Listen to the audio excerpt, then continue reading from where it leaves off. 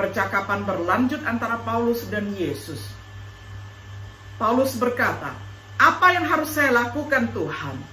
Yesus menjawab, "Bangunlah dan pergilah ke Damaskus, dan di sana kamu akan diberitahu semua hal yang ditetapkan untuk kamu lakukan."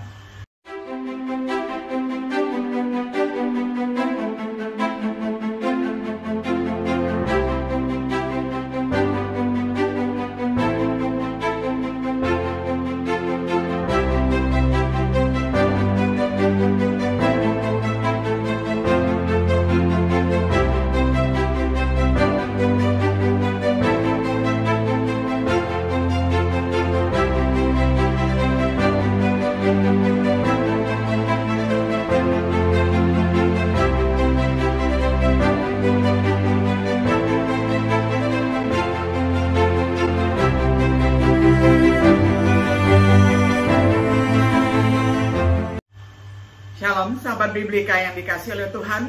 Sungguh senang kita dapat berjumpa kembali di dalam acara refleksi sahabat Biblika. Pada hari ini kita tiba pada episode yang ke-64 di dalam serial pembahasan Kitab Kisah Para Rasul dengan tema Pembelaan Paulus di hadapan massa. Kita akan membaca firman Tuhan dari Kisah Para Rasul pasal 22 ayat pertama hingga ayatnya yang ke-21. Saya akan bacakan di dalam terjemahan sederhana Indonesia. Saudara-saudara dan bapak-bapak, dengarkanlah pembelaan saya. Ketika mereka mendengar Paulus berbicara dalam bahasa Ibrani, mereka menjadi lebih tenang lagi. Lalu dia lanjut bicara, "Saya orang Yahudi yang dilahirkan di provinsi Kilikia di kota Tarsus, tetapi saya dibesarkan di kota ini. Saya murid Gamaliel dan saya dididik dengan ketat menurut hukum nenek moyang kita.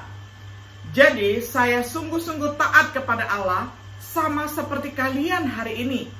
Karena itu saya pernah menganiaya semua pengikut jalan yang diajarkan Yesus.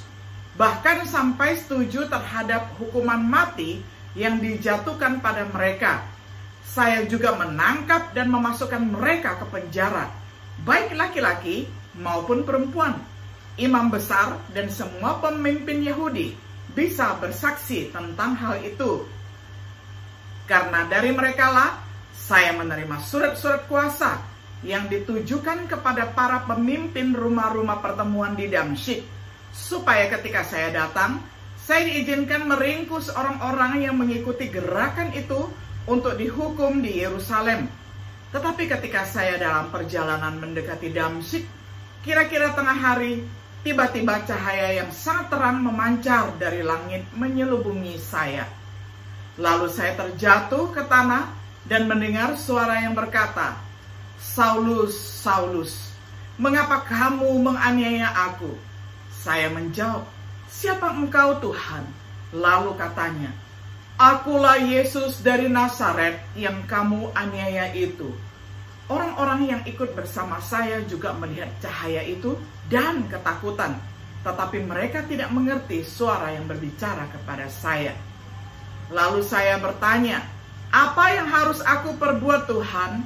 Dan Tuhan menjawab, 'Berdirilah dan pergi ke Damsyik. Di sana akan diberitahukan kepadamu semua hal yang sudah aku rencanakan untuk kamu kerjakan.' Tetapi karena cahaya yang terlalu silau tadi, mata saya menjadi buta. Jadi saya masuk ke kota dengan dituntun oleh teman-teman seperjalanan. Di Damsyik ada seorang yang bernama Ananias. Dia sangat setia menaati hukum Taurat, dan semua orang Yahudi di kota itu menghormatinya. Dia datang berdiri di samping saya dan berkata, 'Saudara Saulus, biarlah kamu dapat melihat kembali.' Dan saat itu juga saya bisa melihat dia. Lalu kata Ananias, 'Allah nenek moyang kita sudah memilih kamu untuk mengetahui kehendaknya, untuk mendengar suara Yesus secara langsung, dan melihat dia yang selalu hidup benar di mata Allah. Hal-hal itu terjadi karena dia sudah menetapkan kamu untuk memberitakan kesaksian kepada semua orang tentang apa yang sudah kamu lihat dan dengar. Jadi tunggu apa lagi? Berdirilah dan hendaklah kamu dibaptis Berdoalah kepada Tuhan Yesus supaya kamu dibersihkan dari dosa-dosamu. Sesudah saya kembali ke Yerusalem dan sedang berdoa di rumah Allah, saya mendapat suatu penglihatan. Dalam penglihatan itu, tampaklah Yesus berkata, "Cepat pergi ke Yerusalem, karena orang-orang di sini tidak akan menerima kesaksianmu tentang aku."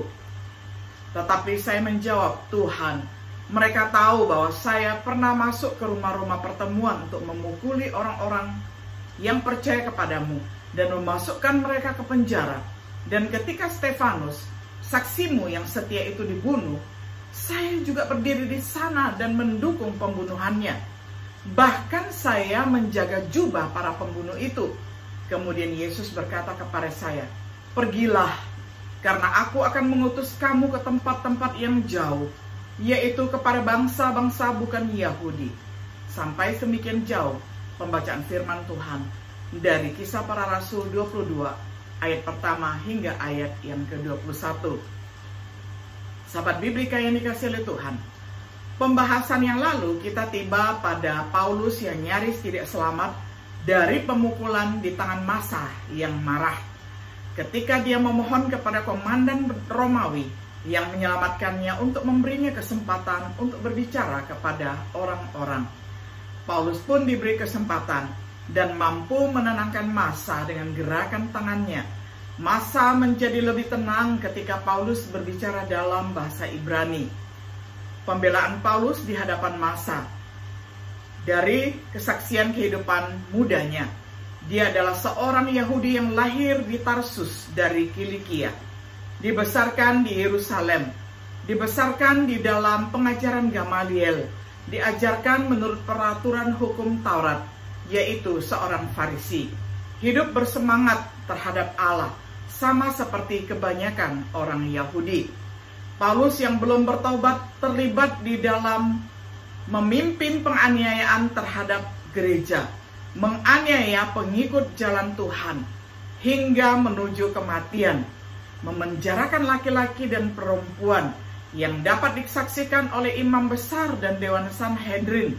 Karena dari mereka lah Paulus membawa surat kepada sinagoge-sinagoge di Damaskus untuk menangkap orang-orang dari jalan Tuhan dan membawa mereka ke Yerusalem.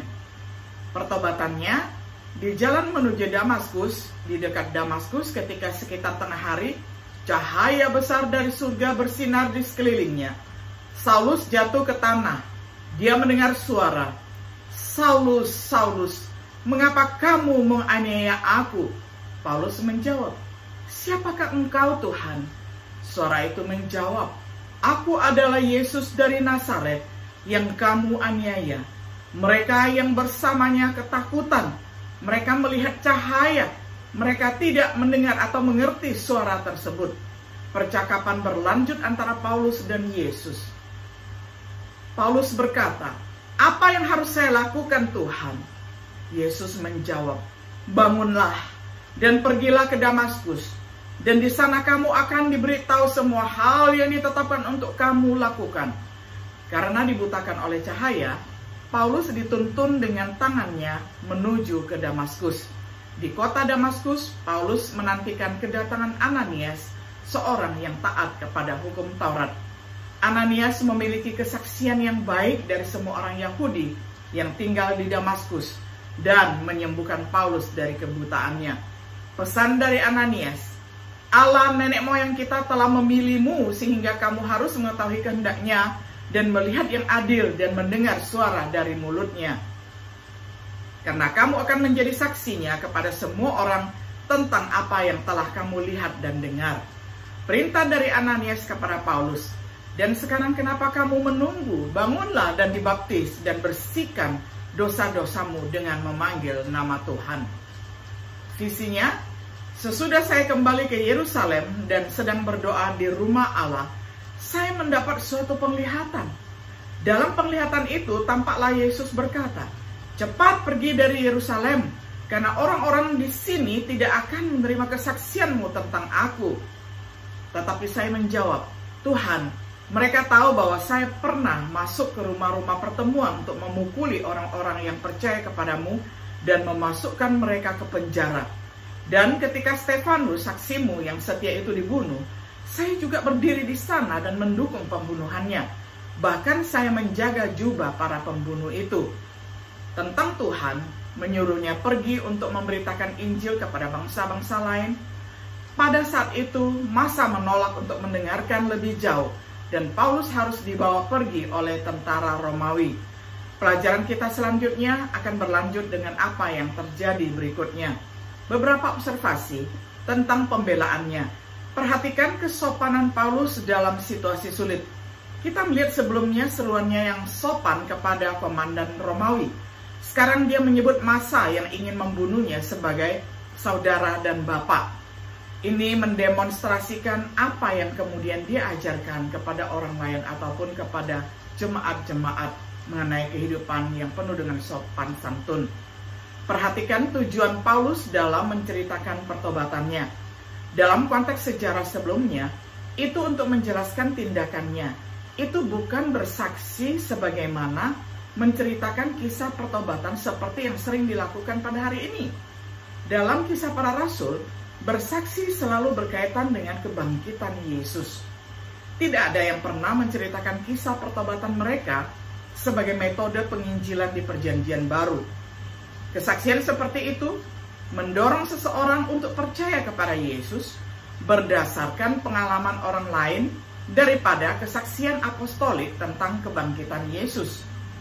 Kesaksian semacam itu meminta orang-orang untuk mendasarkan iman mereka pada cerita subjektif dan seringkali dilebih-lebihkan daripada kesaksian saksi mata objektif dari para rasul. Tentang pertobatannya, kita belajar bahwa Paulus tidak diselamatkan dalam perjalanan ke Damaskus. Mungkin bertobat dalam arti pandangannya tentang Yesus berubah. Tapi setelah tiba di Damaskus, dia masih dalam dosa. Meskipun 3 hari berdoa dan berpuasa, iman dan pertobatan, kita belajar bahwa dosa-dosa Paulus disucikan seiring dengan pembaptisan. Sebagaimana Tuhan menyuruh Ananias memberitahu Paulus apa yang harus dilakukan. Seperti yang dikatakan Petrus yang dipimpin oleh Roh Kudus kepada orang Yahudi dan bukan Yahudi. Darah Yesus membasuh dosa pada saat pembaptisan.